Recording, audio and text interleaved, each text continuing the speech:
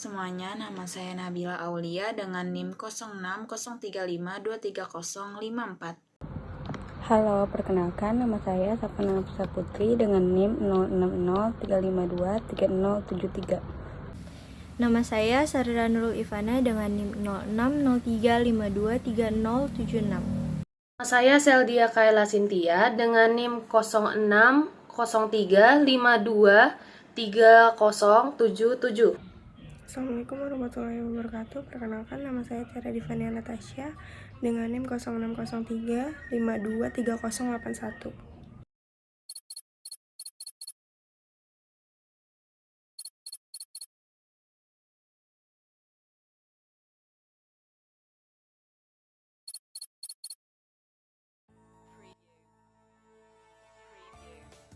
Psikolog behavioristik. Psikologi adalah ilmu yang mempelajari tentang jiwa, perilaku, dan proses mental. Dalam psikologi ada beberapa macam aliran. Salah satunya ialah aliran behaviorisme. Dalam aliran ini, penelitian difokuskan pada tingkah laku manusia, dengan asumsi bahwa tingkah laku manusia merupakan wujud dari kejiwaan manusia maupun hewan lainnya. Awal mula adanya psikologi behaviorisme yaitu pada abad ke-20 di Amerika, dan gerakan ini secara formal diawali oleh seorang psikolog Amerika bernama John Brodus Watson dengan makalahnya berjudul Psychology as the Behaviorist Views dan dipublikasikan pada tahun 1913. Watson mengusulkan peralihan dari pemikiran radikal yang membahas perkembangan psikologi berdasarkan kesadaran dan proses mental. Watson mendukung perilaku tampak yang dapat diamati sebagai satu-satunya subjek pembahasan yang masuk akal bagi ilmu pengetahuan psikologi. Sistem Watson yang memfokuskan pada kemampuan adaptasi perilaku terhadap stimuli lingkungan, menawarkan ilmu psikologi yang positif dan objektif. Dan pada tahun 1930, behaviorisme menjadi sistem dominan dalam psikologi Amerika. Ivan Petrovich Pavlov lahir pada tanggal 14 September 1849 dan meninggal pada tanggal 27 Februari 1936, adalah seorang fisiologi dan dokter dari Rusia. Ia dilahirkan di sebuah desa kecil di Rusia Tengah. Keluarganya mengharapkannya menjadi pendeta, sehingga ia bersekolah di seminari teologi. Setelah membaca Charles Darwin, ia menyadari bahwa ia lebih banyak peduli untuk pencarian ilmiah, sehingga ia meninggalkan seminari ke Universitas Saint Petersburg.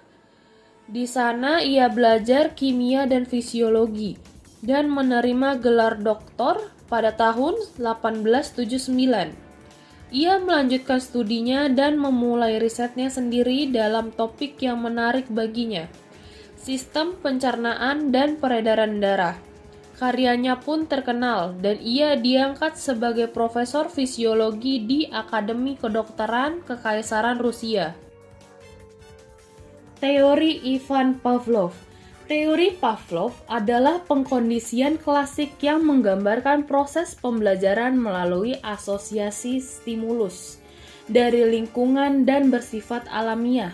Dapat diartikan juga bahwa classical conditioning sebagai pembentuk tingkah laku melalui proses persyaratan. Pavlov beranggapan bahwa tingkah laku organisme dapat dibentuk melalui peraturan dan manipulasi lingkungan. Untuk menunjukkan teorinya, Pavlov melakukan eksperimen mengenai fungsi kelenjar ludah pada anjing. Awalnya, Pavlov memperhatikan anjingnya yang selalu mengeluarkan air liur ketika asistennya memasuki ruangan. Untuk mengetahui hal tersebut, Pavlov dan asistennya mengenalkan barang yang bisa dimakan dan tidak bisa dimakan. Selama proses mengenalkan tersebut, Pavlov tetap mengukur air liur yang diproduksi anjing. Bagi Pavlov, air liur merupakan respon alami, bukan kondisi atau pikiran anjing. Selain itu, Pavlov menyadari satu hal lagi, bahwa tanpa adanya makanan dan bau, air liur anjing tetap keluar. Hal ini menandakan bahwa hal tersebut bukan proses fisiologi semata. Air liur yang keluar saat asisten masuk ke ruangan merupakan refleks yang terkondisi. Pavlov kemudian melanjutkan penelitian menggunakan bunyi sebagai sinyal netral. Setiap ada bunyi, makanan disajikan. Lalu produksi air liur anjing dijadikan ukuran. Selanjutnya, Pavlov menggunakan metronom dibunyikan tanpa adanya makanan.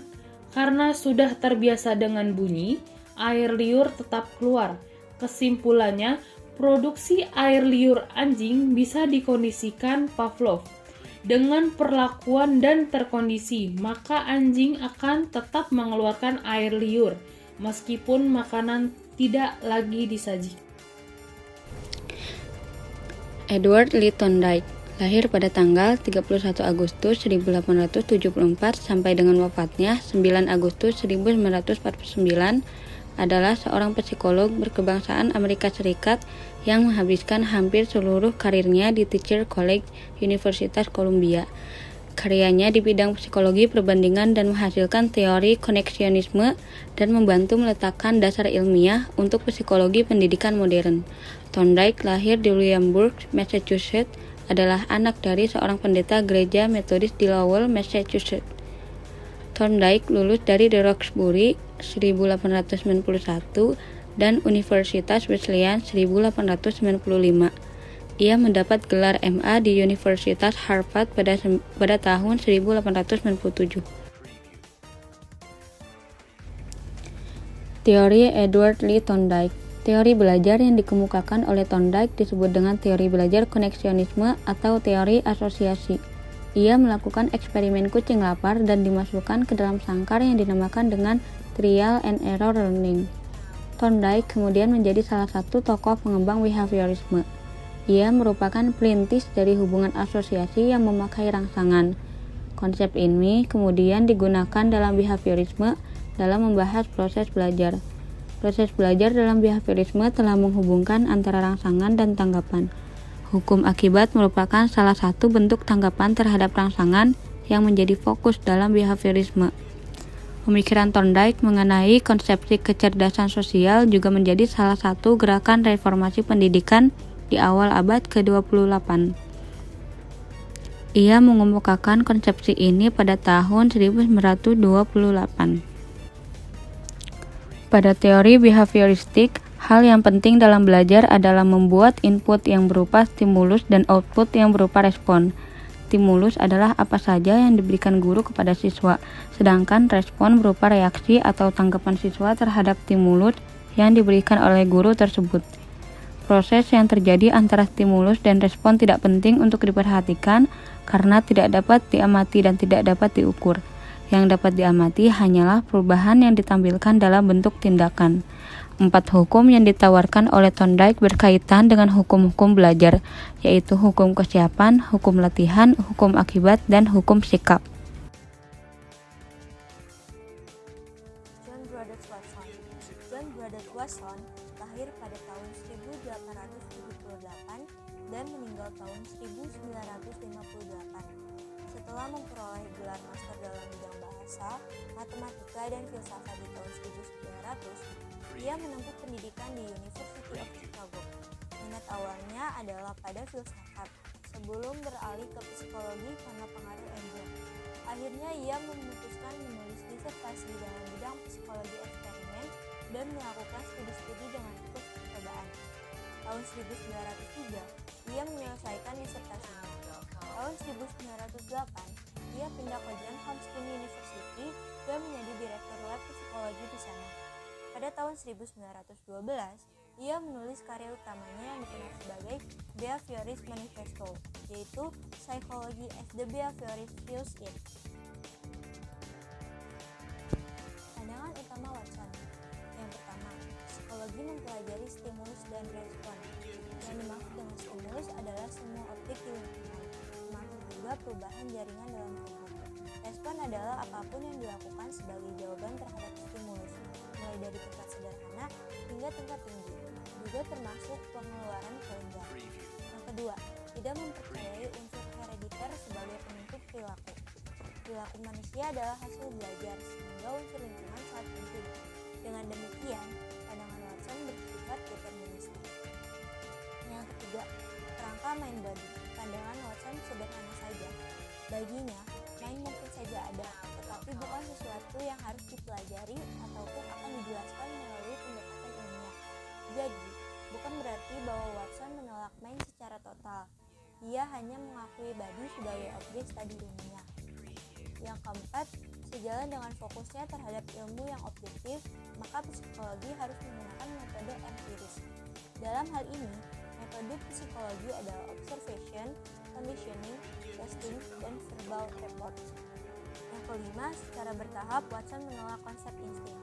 Yang keenam, konsep learning adalah sesuatu yang vital dalam pandangan Watson. Yang ketujuh, pandangan tentang memori membawanya pada pertentangan dengan William James. Menurut Watson, apa yang diingat dan dilupakan ditentukan oleh seringnya sesuatu digunakan atau dilakukan. Dengan kata lain, sejauh mana sesuatu dijadikan habits. Faktor yang menentukan adalah kebutuhan.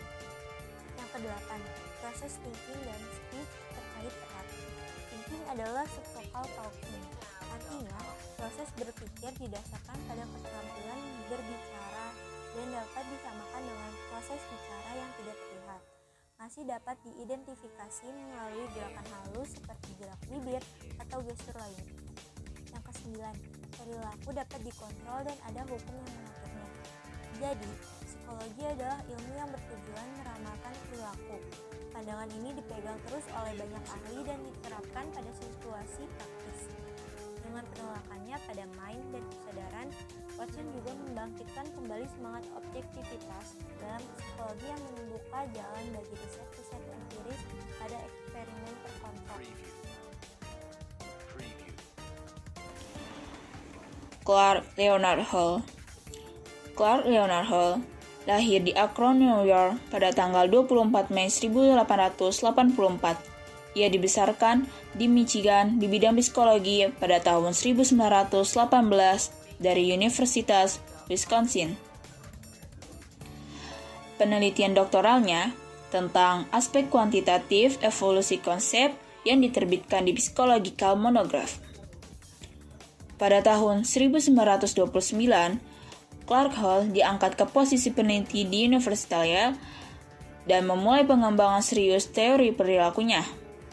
Hall juga menerbitkan artikel berpengaruh tentang teori perilaku di Psychological Review. Clark Hall meninggal pada tanggal 10 Mei 1952 di New Haven, Connecticut.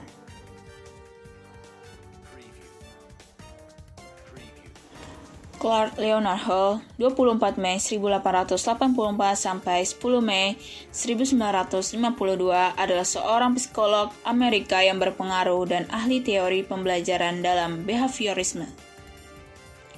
Menjelaskan pembelajaran dan motivasi dengan hukum perilaku ilmiah, teori ini menjelaskan perilaku dalam hal stimulus dan respon yang menjadi terkait satu sama lain dalam proses pembelajaran. Kecenderungan untuk membuat asosiasi diperkuat ketika penguatan diberikan, yaitu ketika respon mengurangi kebutuhan fisiologis atau psikologis. Ketika kebutuhan seperti rasa lapar tidak terlalu kuat, seperti ketika seekor hewan dalam tes laboratorium merasa kenyang, penguatan, misalnya makanan, memiliki efek yang lebih kecil dan hewan tersebut berkinerja kurang baik dalam tugas-tugas pembelajaran. Di sisi lain, Hull berhipotesis bahwa hewan akan belajar lebih cepat jika semakin kuat kebutuhan fisiologis atau dorongan dan semakin cepat pula imbalan atau penguatannya. Hal ini kemudian ia konfirmasikan melalui eksperimen pada teori pembelajaran. Hull pertama kali dipresentasikan dalam Mathematical Deductive Theory of Rote Learning 1940, sebuah kolaborasi dengan beberapa rekan kerja di mana ia mengungkapkan temuannya melalui postulat-postulat yang dinyatakan dalam bentuk matematis dan verbal. Hull percaya bahwa psikologi memiliki hukum-hukum kuantitatifnya sendiri yang dapat dinyatakan dalam persamaan matematika Ia kemudian mengembangkan ide-ide ini dalam Principles of Behavior 1943 yang menyatakan bahwa hubungan stimulus-respon bergantung pada jenis dan jumlah penguatannya. Hull memusatkan pandangan psikologisnya pada pembentukan kebiasaan, akumulasi pengalaman lingkungan untuk adaptasi yang efektif. Pendekatan ilmiahnya benar-benar sistematis. Adapun karya-karyanya, yang pertama ada Matematika Deduktif, Teori Pembelajaran Hafalan 1940, dan yang kedua ada Prinsip Perilaku 1943 yang menetapkan analisisnya tentang pembelajaran dan pengkondisian hewan sebagai teori pembelajaran yang dominan pada masanya. Bruce Frederick Skinner, seorang psikolog Amerika Serikat yang terkenal dengan aliran behaviorisme. Skinner, pemikirannya menyebutkan bahwa setiap manusia bergerak karena ada rangsangan dari lingkungannya. Sistem tersebut dinamakan cara kerja yang menentukan, atau yang bisa disebut operant conditioning. Bruce Frederick Skinner dilahirkan pada tanggal 20 Maret 1904. Ia dilahirkan di Susquehanna, Pennsylvania. Ada 8 pemikiran Skinner, yaitu 1. Teori perilaku. A. Perilaku alami menurutnya adalah perilaku yang menjadi bawaan lahir dari makhluk hidup. Perilaku alami berbentuk naluri-naluri dan refleks-refleks. B. Perilaku operan menurutnya adalah perilaku yang terbentuk akibat adanya proses belajar. 2. Teori pengkondisian operan. Ia menyatakan bahwa sebagian besar perilaku manusia adalah operan dan bukan tanggapan, dan dinyatakan bahwa perilaku dapat terjadi secara berulang atau tidak berulang sama sekali sesuai dengan keinginan. 3. Teori belajar. Skinner mendefinisikan mengenai belajar sebagai proses adaptasi atau penyesuaian perilaku. Proses belajar menurutnya berlangsung secara progresif. Teori ini termasuk jenis teori behavioristik yang kemudian mempengaruhi teori belajar kognitif. 4. Teori ganjaran dan hukuman. Skinner menetapkan bahwa perilaku manusia ditentukan oleh ganjaran dan hukuman. 5. Konsep pembelajaran terprogram. Pada tahun 1950, program ini diadakan setelah peserta didik melakukan beberapa tahapan tertentu, kemudian didukung untuk mencapai tujuan dari pembelajaran yang diikutinya. 6. Teori kepribadian. Ia menyatakan bahwa teori kepribadian hanya bagian dari beberapa aspek perilaku tertentu di dalam psikologi. 7. Pemerolehan bahasa. Skinner berpendapat bahwa penguasaan bahasa oleh anak-anak dapat memperoleh penguatan positif maupun penguasaan negatif.